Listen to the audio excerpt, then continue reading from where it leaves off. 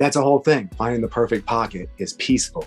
There's a peacefulness when you can just sit in that pocket and you know this is your seat and it fits your butt, and you can just, you feel this peace where like you can make these little decisions, you can think clearly and kind of do stuff because there's no like, there's no chaos, there's no pushing and like, you know, and that's a hard place to find because bands are different people and everyone's got their own idea of where they're surfing that wave, you know.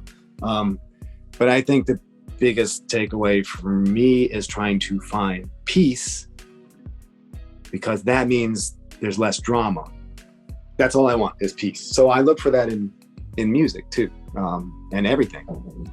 Being able to sit there and feel like you can be in the moment and not be stressed. I guess it's very simple.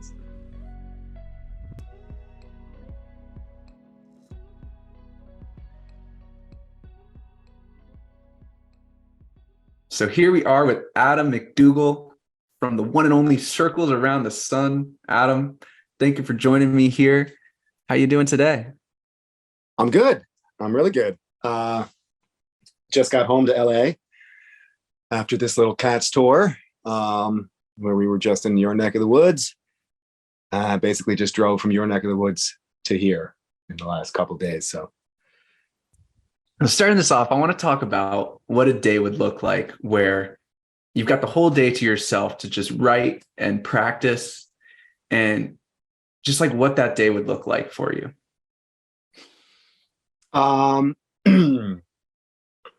What gets me into playing a lot recently sometimes is listening to a bunch of music, and then there'll be something that stands out. And it's usually a simple move that sounds kind of complex, something in a song that you go, what is that? And then I'll sit over and at the roads over there and I'll work it out. And then it just opens up a whole box of what you can do with an idea. That's one of my favorite things, is finding a move in a song that you've always been fascinated by, a piece of music where you go, man, that little bit, that little thing. You figure it out. It's usually very simple, but it will help you write, because then you know it's plagiarism basically. But when you can really figure out what makes a song or piece of music, there's usually a key. You know, it's like a cipher. The song will sound complex or something, and then when you get in it, you'll find whoever wrote it was thinking about this one little thing. It's usually very simple, and then it's just they just expounded off an idea. And once you can figure out what that initial idea is, you figure out what that song or piece of music was intended to be and why. And then you can, it's usually a little musical trick, and you can kind of figure out what that writer's little thing they were focused on, and then it turn it into your music, which is, I think, how most people, I imagine how most people write. But yeah, that's mainly what it is. That'll start me sitting at a piano for hours, just listening to a record, hearing something, figuring it out, sit down, and then see if I can put it in context to anything I'm doing. And oftentimes there'll be a whole song can come out of one little moment in somebody else's record, that they may not have even known was that special. I don't know. It's just, you find these little moments. I'm rambling, but that's what I'll do. I don't practice very much. I should more. I did for a few years, and it really made a difference. I had a teacher for a second and was practicing running scales, doing 4 hours a day for a little bit, few weeks. But even that few weeks changed everything. It's a shame. It's the one thing I really realize I don't do enough of is practicing, because when I do, it makes such a big difference in such a short amount of time that you go, why don't I do this all the time? And then you go back on the road and you have time and you forget, blah, blah, blah. Just get back into your pattern. But I would like to do more practicing, because even you can write stuff when you just from running scales. Sometimes just running scales or anything, you'll find something in that scale, or you'll put that scale over a different bass note just for fun for a second, and you're in a mode that you didn't think you'd be in, and then you got a song out of it. So yeah. So yeah, you just mentioned this recent tour, Circles Around the Sun in Columbus. Holy shit, that was amazing. Yeah, that was fun. We like Ohio. Ohio is the home of a bunch of funky people. I'd love to hear your take on why you feel on why you think your music can have the effect where it feels like 3 hours just goes by in the blink of an eye. It's all about trying to make something new out of the songs that we, make something new out of the tunes we have every night. So as long as you have a good beat and we have decent song structures, so you just kind of follow the song, and the bits where you are allowed as much experimentation as possible, you see how far you can go and keep it within keeping it in. See how far you can go and make people dance. If they stop dancing, you've confused them. So in the so we try to jam in these songs and keep it interesting enough and dancey enough that as long as you're moving, I guess, and you feel compelled to move, then time can go by pretty fast. When you think back to, you mentioned falling in love with funk music. The original epiphany you had where it's like, okay, this is all I want to do. What would you say it was about the music that was the reason for you to fall in love with it like that? Well, because I had been a jazzer, not playing jazz, but I wanted to be a jazz musician since I was about 10. And my mom listened to jazz. She wasn't of the generation that was into the rock and roll thing. So she was a bit more jazzy. So I kind of came up with that. And one of the piano players I love is Thelonious Monk. And I was kind of obsessed with his sense of humor. He has a musical sense of humor that's not silly. It can come off as silly, but it's definitely not silly.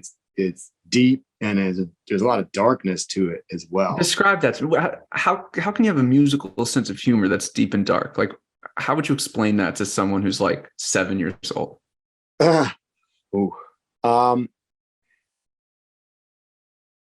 Well,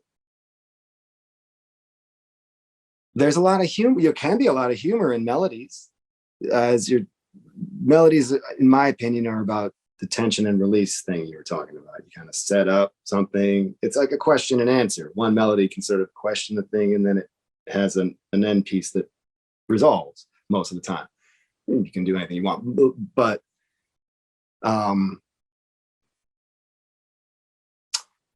Thelonious Monk has a way of phrasing that comes off a bit.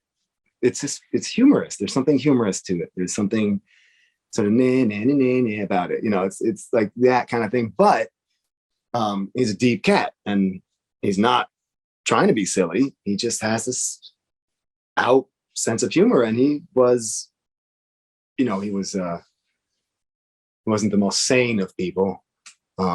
He probably would have had a lot of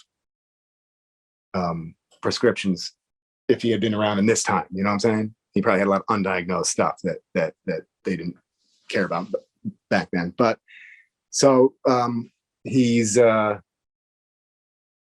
this humor, but there's also this darkness, because there's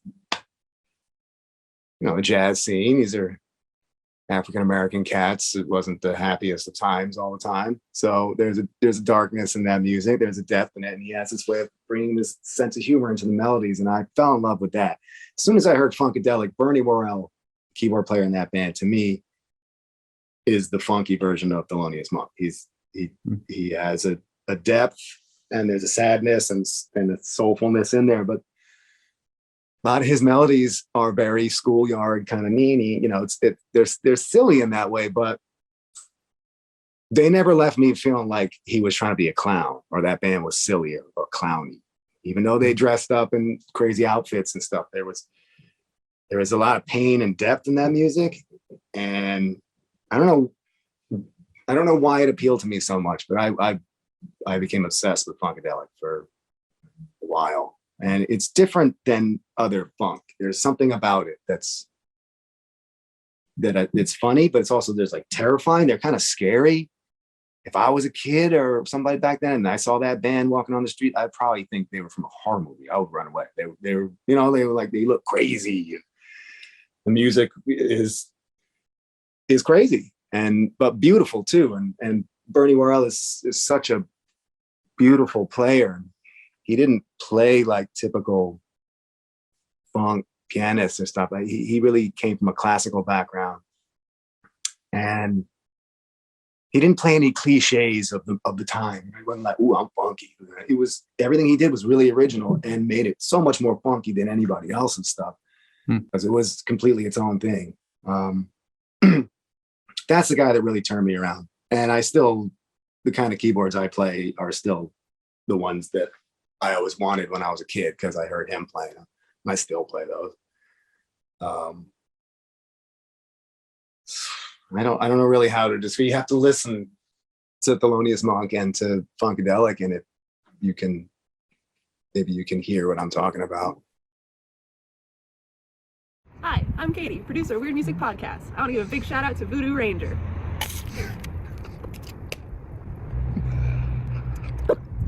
Live dangerously.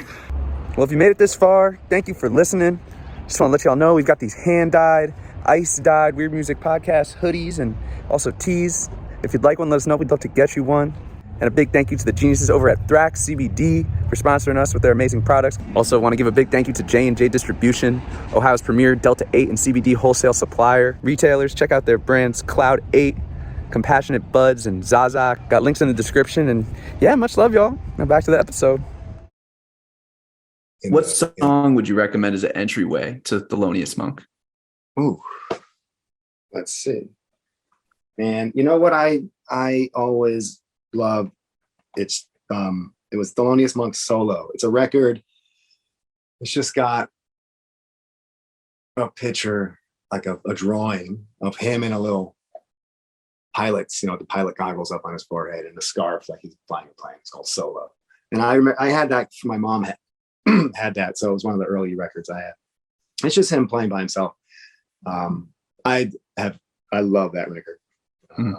That's that. I'd say that would be a good way to get in, because it's just him. He's playing a lot of tunes that he's known for, just by himself. You can really see his style. He's kind of got a stride style, but he just has a phrasing that it's him. Earlier, you mentioned that the dark aspect in music and the depth, and that being a central thing that you gravitated towards in like Funkadelic. I'm curious, just zooming out, looking at that, a heavier, dark element of music, and what about that do you think can be so powerful? Pain. I mean, pain is something we all understand on different levels. I think that's what a lot of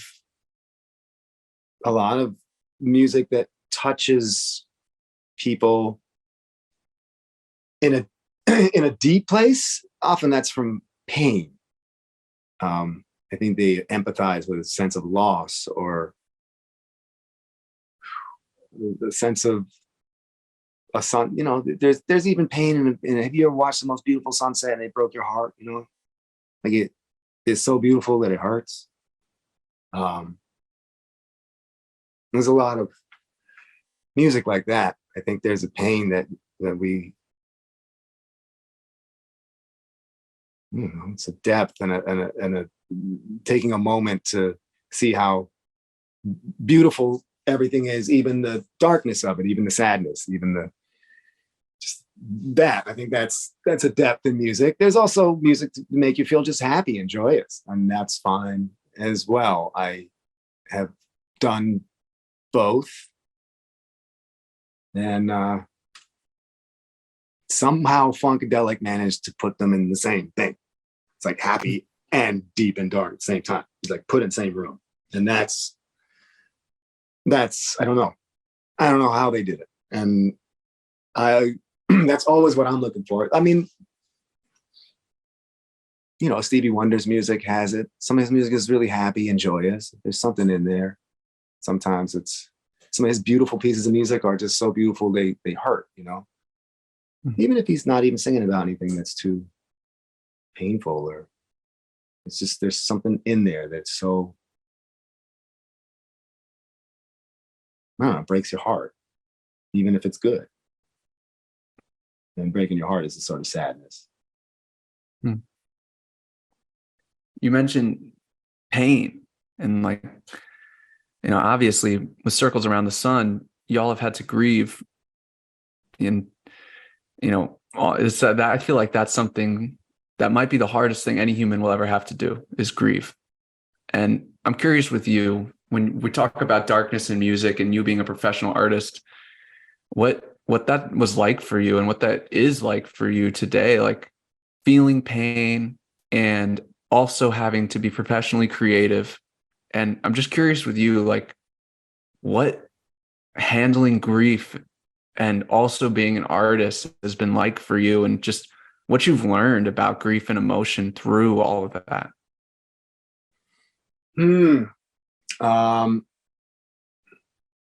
Well, one thing I've learned is that music is very cathartic, as we all know. It's a good place to go if you're grieving. For me, I can play on some themes, I guess. It sounds weird, but because the music is so improvisational, I can choose a thought to play on or a memory, and it'll give me a feeling before I start to do something. And then when I'm playing, I'm not necessarily thinking about that thing, but it's just like set your point of reference, think about something, bam, and you're in this like, whoa space. And then you play through that. And that can be really emotional. So if you're dealing with stuff with Neil passing and all that, it was hard to get back to music, but it can give you those kind of thoughts can give you a good roadmap to improvise on. If you can, I guess it's like acting, whatever. They tell actors to like conjure a memory or an emotion before they have to work on a scene. It's not as deep as it was, 2 years ago when we were playing, or right before the pandemic. We did some shows. We did a couple tours with different guitar players, and that's really difficult. You miss your friend, and you think about it when you're playing because it's so fresh. But nowadays, no. I do think about him, but I'm saying specifically, I will think of other memories, whether they're tender or whatever it is, just to set a mood. And yeah, sometimes it gets really intense, and that can be really cathartic. You really play through like your emotion. And I'm not saying I get to this point every time I play, but it's really amazing. Every once in a while it does happen where you really connect with a feeling, and you feel as though at that moment you are adequately prepared to like get that feeling out and be able to say it through music. Because most of the time I'm not a good enough musician that I feel like I can just, play whatever I'm feeling. I know people like that, and they're scary, and I want to be them, but I'm not. And so for me, every once in a while that happens, where you get an emotion, you get to a place, and you can actually kind of play it out, and all the notes work with what you're feeling. And that's great. And it does work cathartically. It does work something out. I mean, it sounds really cheesy. It's happened a few times where like I'm tearing up a little bit because I'm thinking about something, and then I'm playing to it, and it gets me all verklempt, and then it's embarrassing because I'm on stage. So, but it has happened a few times. It's really, really cheesy. I hate to admit that, but I've become overcome with emotion. I respect that. Some people might think that's cheesy, but I respect that a lot. Well, I mean, that's what, for this kind of music, it's a lot easier when we literally have these expanses where, I can just go, I can even take a couple seconds before I even have to play and go, oh my God, who am I going to be right now? and then you do it. And so yes, in this music, that's a big thing. Can you share any other advice about understanding grief and working through it? Advice about understanding grief. Geez, grief is such a novel term until it really does happen. You think you know what that word is, right? And then, yeah, I'm still just trying to figure that out. Grief was a big thing. I mean, I did a lot of therapy work, I have in the past as well, but especially after Neil passed. And yeah, grief was a big thing, and they were trying to get me to really understand the word. And I was like, yeah, grief, I know the fucking word, good grief, whatever. And they're like, no, like, you got to get into this. And it's hard. I think I'm still trying to figure out where to put that.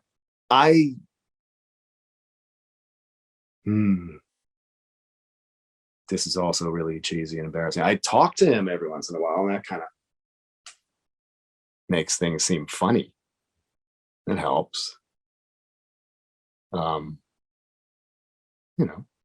Certain things will happen in your life that only you and one other person can really understand. You have a friend like that where, like, you don't even have to like talk about anything. Somebody will do something and you just look at each other because you're both thinking the same thing. And all you gotta do is like look, and you don't even have to talk. That kind of stuff happens to me still, and he's the only person I would shit. So when it happens, I just talk in the air to him, and that makes things funny. And then it's not just grief though. I mean, for this situation, that for what he did for suicide, there's a lot of anger as well. So I think I had to get to grief. I had to understand grief because I was pretty pissed initially. I mean, it's a shock and you're sad, but then you're like, you see everybody coming out of the woodwork of how much collateral damage there is when you do something like that. You see all these people grieving and coming out of nowhere, people you didn't know. You realize how big people's world actually is when they pull themselves out of it that fast. It's a big impact crater, and you see that, and so there's anger there too, because you're like, how, this is a lot of people's lives are just in a traffic jam right now because of what you did. You didn't have to do that. We all had your back. And so that's hard. You get pissed. I was really mad at it. But that went away. And then there's grief. And then I don't think that ever goes away. And then you just miss the person. I just miss them. And that doesn't always hurt. Missing people doesn't always hurt. It's not always painful. It can be love. It's just missing them. It's just like, sometimes it feels warm. It's like you miss you can imagine what a cozy place in your house would feel like, or a cozy place when you were growing up or something. You can kind of put yourself there. It's a cozy place. And sometimes missing somebody is just a warm spot. You're familiar with it over time. It's, it can be like a sanctuary. It doesn't pain me so much to think about him anymore. It's more, like I said, I more have these conversations with him, or I relate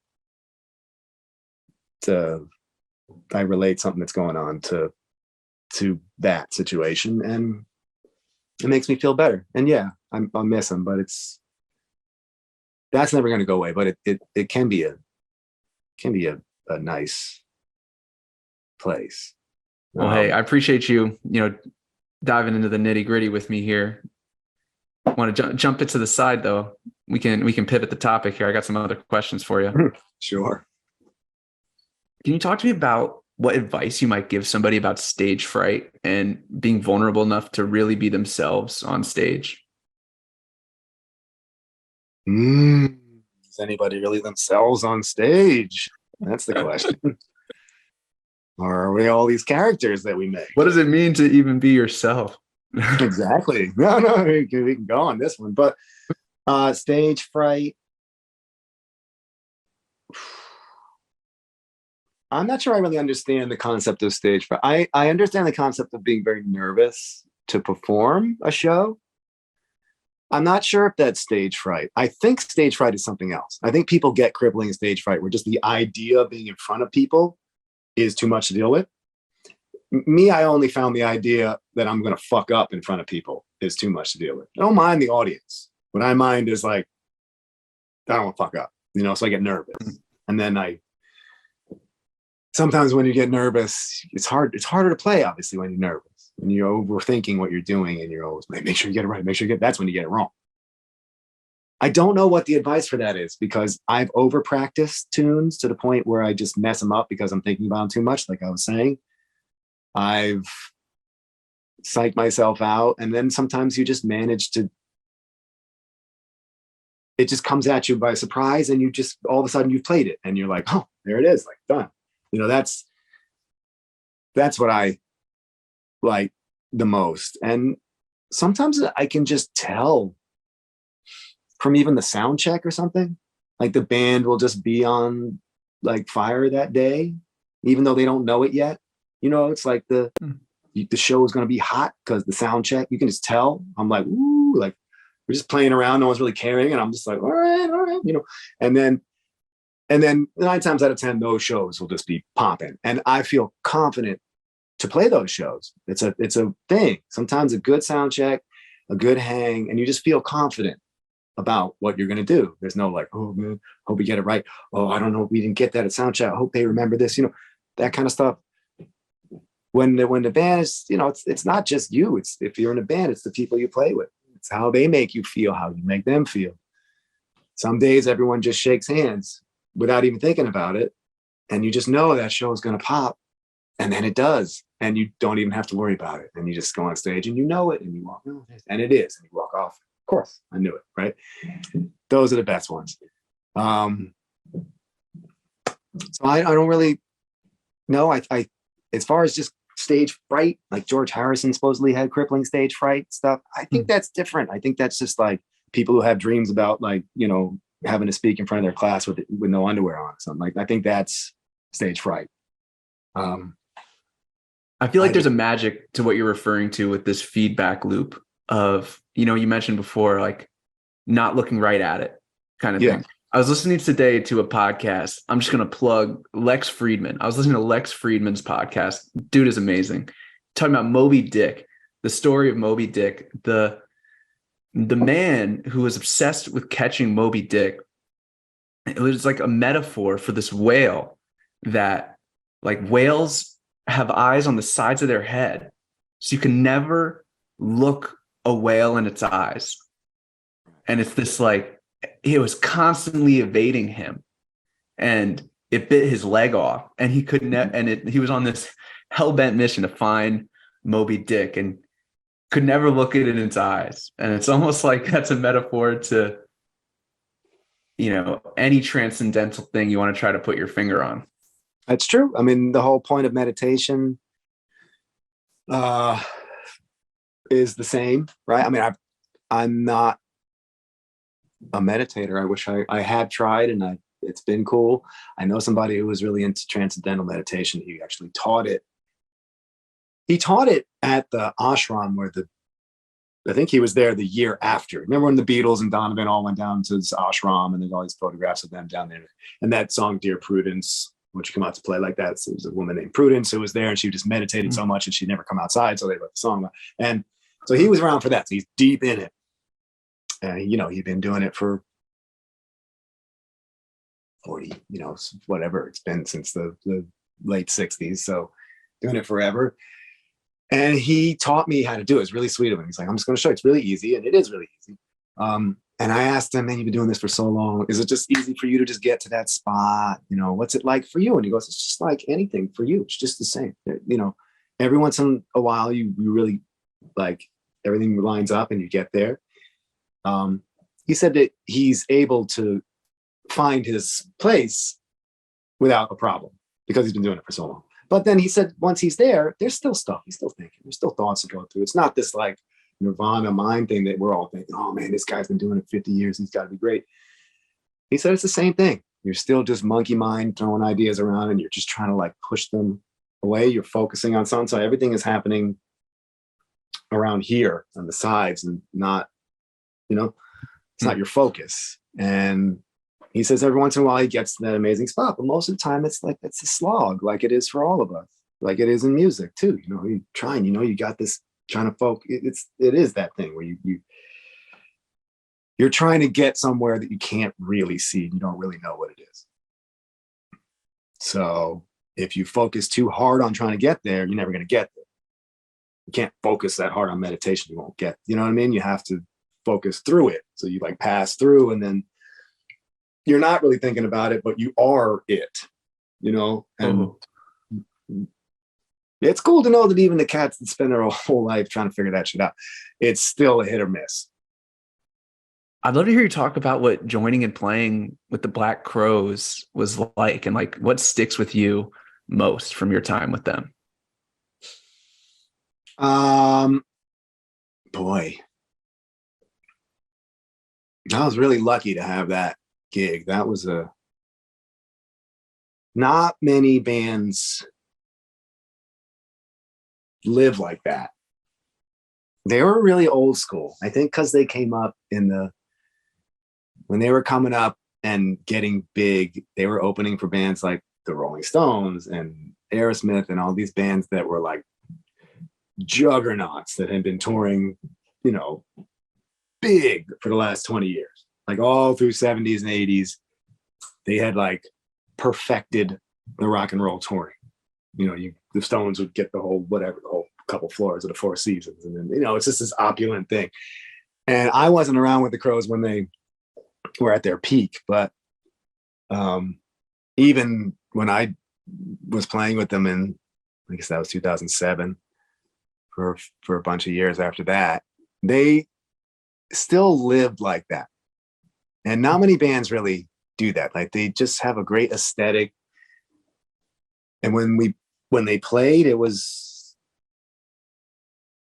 the most of like being in a train, like because Steve Gorman and his drums are just so they're just commanding.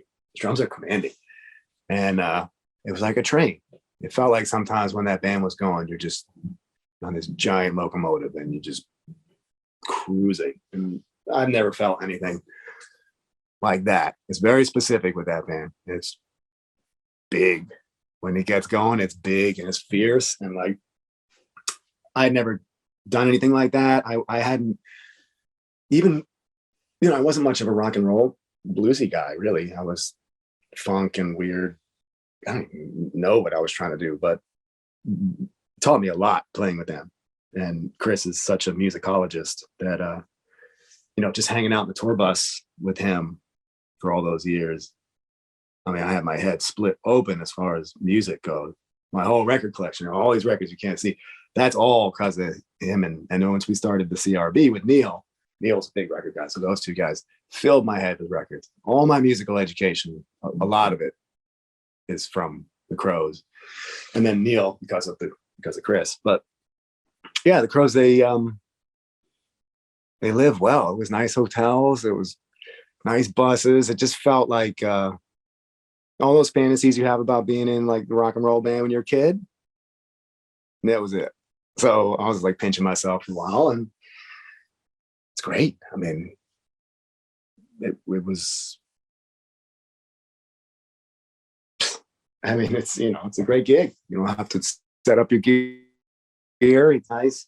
Hotels are nice. Music is great. Chris is, he's gonna probably in the next 20 years, he's gonna probably end up as one of the top 100 frontmen of all time. He's a real shaman guy. He can move energy around. That's what you got to be to great front people. And I think if Chris had been born 1,000 or 20,000 years ago, he would have been a crazy shaman person. That would have been in the cave with all like in that. They would have been like, oh, So that's just what people like that end up doing now. A lot of them end up being frontmen because what else are you going to do? So he definitely has that thing. So that's fun. It's great to be in a band where your frontman, you trust your frontman is that much of a badass. That feels good. It's hard. It's hard to be in a band that has that much confidence. They had confidence. That's a big thing. I guess that's what it is. I didn't know anything about it. I was just along for the ride. But like in hindsight, that band just had confidence. They would just get on stage, do what they do. And it was usually great because they know what they're doing. And the lifestyle was sick. And yeah, that was a really good time. And it turned into the CRB, which I met Neil. So that was different. Hey, everyone out there, if you listen this far, we got links in the description. Language, New Circles Around the Sun record coming out April 28th. Definitely get excited for that. And yeah, we'll have a link to keep up with all things Circles Around the Sun on socials and all that good stuff here. Just got a couple more questions for you, Adam, as we're wrapping up here. Can you talk to me about what you've learned, up until this point in your life about what brings you meaning and fulfillment? You just keep digging for the deep ones. Finding peace, I suppose, as I'm getting older. Used to try and find happiness all the time. Peace is better. I think that's a big thing for me. Trying to be in situations where it's calm. The music, calm. Even if it's intense and stuff, there's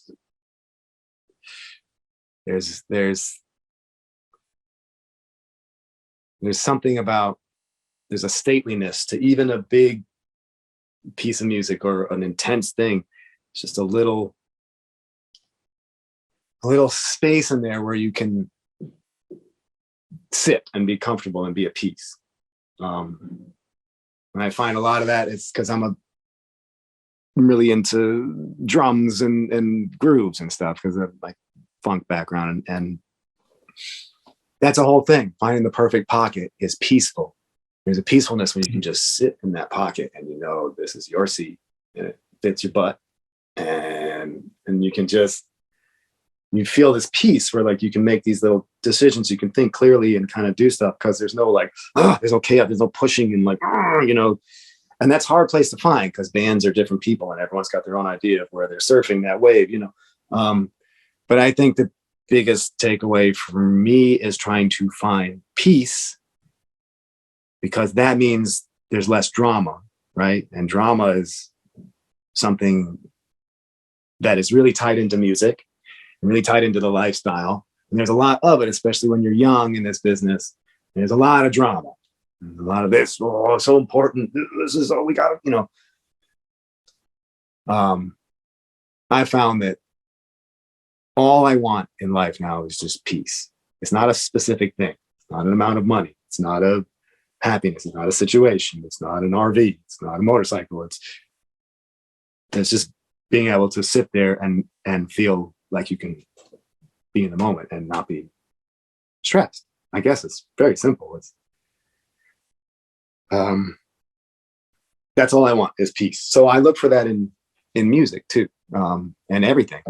There's a magic feel in a 4-bar phrase or an 8-bar phrase, a drum, a rhythm, and you can get to these perfect grooves, which so many amazing songs have. They find it where it's not pushing, it's not pulling, it's just right in the perfect spot, and everything people do on top of it, they can just drop little notes exactly where they want them because everything is just feels so good. It's not pushing anywhere. It's just right there. And that's all I want is that place. There's like a movement in your butt. It just feels like that. Feels, yeah, sorry, rambling, but No, Adam, I have loved this conversation. I can honestly say, like, I think this is like number 100 and something. And this has been one of the podcasts I've enjoyed the most in getting to do this. Well, it's probably because I'm delirious from driving from your neck of the woods to Los Angeles in 48 hours. Wiped out that the thing that would get in the way. Yeah. Yeah, peace. Peace is not like peace. Peace worth more than anything else. An uncluttered mind. Easier said than done. Really, really. Yeah, I don't think I've ever. I mean, I guess it's the only times I really feel as though um my mind's not cluttered and I can get out of my own way is when I'm playing music to that point where you just feel like you can do what you want. It's that confidence in your, and I'm not a fast one of these. I don't know how to do a lot of this stuff. So for me, it really is like I have these themes that I want to get, and if I can pull them off, it's amazing. And you pull it off, and you're like, I can't believe I pulled it off. Pull the next thing off. Oh, I can't believe that, and it just goes, and then you're out of your way, and you're out of your head. You're gone, and that's the most peaceful place I have been able to find. There have been some outdoor nature stuff where I'm like, whoa, but really to just have that feeling of you don't know where you've been for a bit without any drugs, if you get out of your way. I think when you're out of your way, you're not thinking, it's almost like your ego's gone. It's weird. It's like you're just out of the way, and you just play stuff, and you're hearing it back and going, oh, that's great. It's almost like I hear it for the first time. It's weird. But sometimes it really gets to that point where it feels like you're being played as opposed to you playing. That's pretty rare, but that's worth all of it. And that's truly that peace, because there's no worry in that place. There's no fear in that place. There's no future tripping in that place. There's no past tripping in that place. It's just what all sentient creatures are always trying to do, because we are self-aware, is to try to lose that, right? It's the whole thing, lose the ego, right? We've become self-aware. We've become these amazing creatures that understand that we exist. We can look in a mirror and go, hey, that's me. So that's, which can't, cats don't do that. Dogs don't do that. Dolphins do that. Elephants do that. Monkeys do that. We do that. Can see a reflection and know it's you. Cat might be like, cat, but they don't know it's them. So once we've reached this place of understanding who we are, now we're just trying to kill it, right? We hate it. We hate being aware. We got to get rid of the ego. And so all of the heavy meditation stuff is to try to be in a place where you're only in the moment, the present moment. So you're not future tripping, you're not past tripping. You're just in that moment. And I think that's those little bits that my friend who does transcendental meditation was talking about, those times when you feel that, is what I would imagine it feels like to be in that space when you're really firing on all cylinders and you're improvising and you're somehow able to pull off what you're trying to do. It feels like that. Feels like you could have the worst worries, something could have just happened that's terrible. For that moment, it's gone. You forgot about it. Doesn't matter. I've had shows like that where, like, right before I got to go on stage, I'm like, I don't even know I'm going to play this show because the worst thing just happened to me, 45 minutes later, whatever, I'll have a moment and I'll look up and be like, whoa, I completely, like, it comes back to you. You're like, oh my God, this terrible thing just happened. But you had 45 minutes and you weren't even thinking about it. And these are really bad things, like things that shouldn't leave your head, like something that's bad enough that's like, that is going to stick in your craw for a long time. Get on stage and it's gone. If you're having one of those shows and you're able to do it, it's what meditation is. In the absolute present moment, nothing matters past or future. And that's actually what the universe looks like, right? Because we're always processing the universe. We don't actually live in the moment. We're always going, oh, what just happened? So you think about what just happened, right? But when it's happening, you know what I mean? Like, you're not in the moment. We're processing it all the time. Even our brains takes a little second to process. Even what we're processing isn't actually what's happening. What's happened already happened. you're processing it, it's already gone. It's done. There's a You missed it. latency. Yeah, like you're always missing it because it's always gone, right? So I'm really lucky to be in art, and I think there's a lot of art can really help you get to that place where you are in the present moment and you can feel peace like that.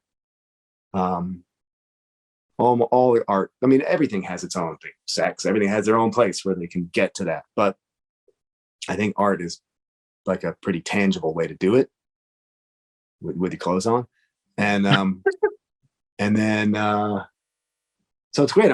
It's lucky. I wish that this, not to get on the soapbox, I wish this country gave more of a crap about that.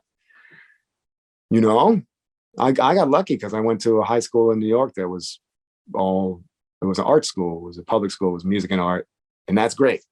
But those kind of schools, there's not that many of them left.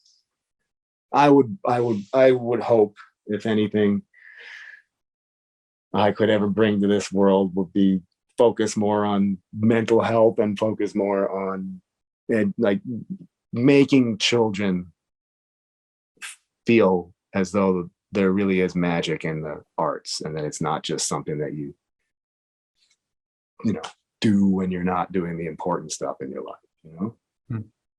Totally. And I will say, I feel like conversation also can be one of those things that takes you out of that present trip, past tripping, future tripping kind of thing. Mm-hmm. Like right now, I'm not stoned, and I feel like I'm like looking at a sunset. Like I feel that feeling just talking to you, you know, at this level. Like I'm doing nothing other than just in this moment with you. Like hearing your words describing all of this. This has been an amazing conversation, Adam. Thank you very, very much. Thanks. That's probably just a windbag at this point. Where did you grow up in New York? Right outside New York City, Stamford, Connecticut. Oh, okay.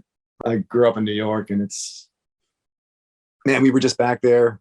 Was back there for a few days because there's a band called the Grateful Shred that some of the guys from Circles plays in, and we did a tour with them and then tour with Cats without any break in the middle. But it was in New York for a few days, and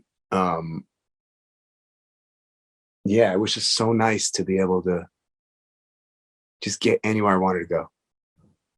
It's so great because when I have days off in New York, I just go all around the city because I grew up there. So I go to all these places and I walk around and remember stuff, and there's streets that I just walk down, and it feels like what I'm talking about with Neil. It feels like it's like sad, but it's memory. It's you miss it, but it's peaceful. It's great, nice to be You there. like that feeling, that like nostalgic, I do, like mourning your childhood kind of thing. Yeah, I'm really into that. I don't know what that is. I got to get into why. I can't get my mind out of that stuff these days, honestly.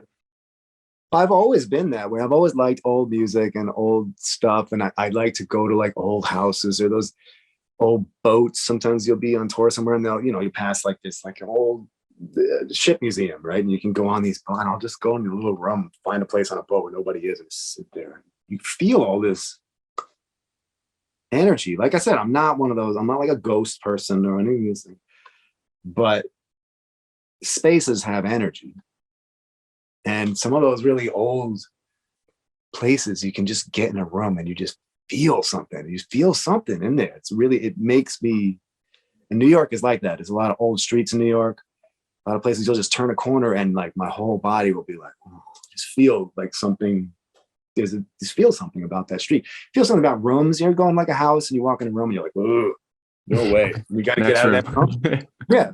The spaces themselves have these absolutely energies that I don't even know what that is, but I feel that deeply. And I guess it's a nostalgic thing. I love going to places that have a history and just kind of like standing around or just walking around it and looking at